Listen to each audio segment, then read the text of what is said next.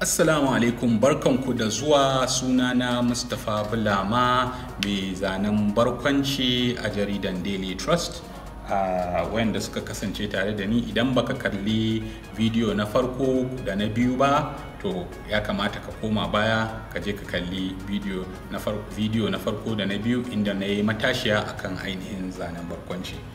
Na'am, a wannan bidiyo ina so in yi muku magana akan ainihin ni mai zanen barkwanci, ya aka yi na fara zanen barkwanci, kuma ya nake gudanar da ainihin ayyukana. Na'am, na fara zanen barkwanci ne kusan shekaru 12 da suka wuce, amma dai ainihin zane-zane tun ina yaro karami nake zane-zane. To zanen barkwanci na farko da na fara yi a jaridan Desert Herald a Kaduna. A nan na fara ainihin zanen barkwanci na. Da na fara zanen barkwanci a lokacin ni na ɗauka kawai zanen barkwanci ka dai wani zane ka faɗi wani abun ban dariya kawai shine zanen barkwanci.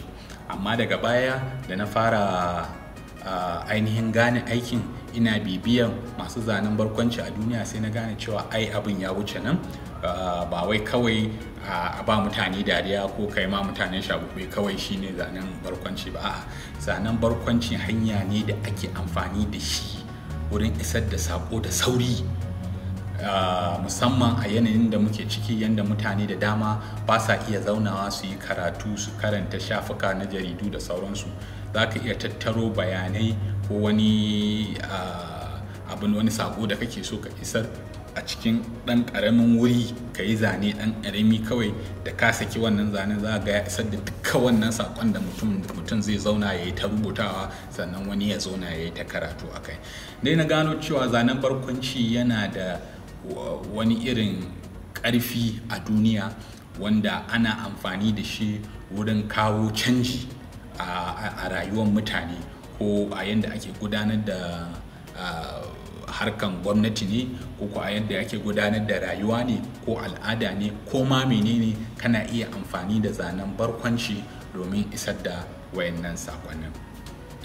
To daga nan kuma da na fara wannan aiki da Desert Herald na shekara 2, daga nan na dawo na fara aiki da Daily Trust a shekarar 2010 ko nan. Daga nan kuma har yau ina aiki da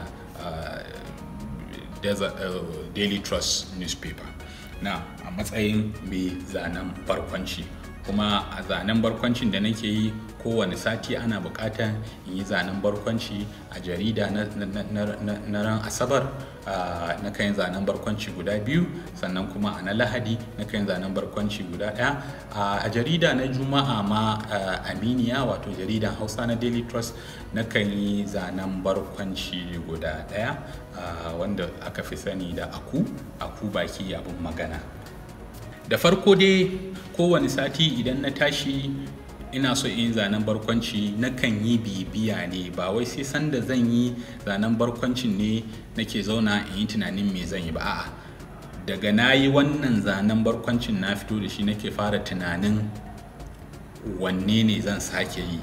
To kuma yanda zan sake yin wannan, ba wai kawai zama zan yi in tunani in ce ga zanen da zan yi ba. A'a, na kan bibiyi shafuka da ake na labarai haka, in duba jaridu da sauransu, hadda dai shafukan sada zumunta, in ga me ke faruwa a ƙasa, me ke ciman mutane tuwo a ƙwarya, me mutane suke magana a kai, me mutane suke damuwa a kai, wani saƙo muke so mu isar wa gwamnati.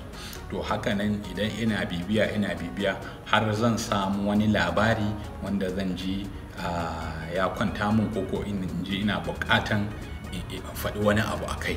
To daga nan wurin sai in fara tunanin wani irin zane zan yi. Ku kasance tare da ni a bidiyo na gaba, inda za mu fara magana akan tunanin wani irin zane mutum zai yi bayan ya ga labarai. Ku kasance da ni.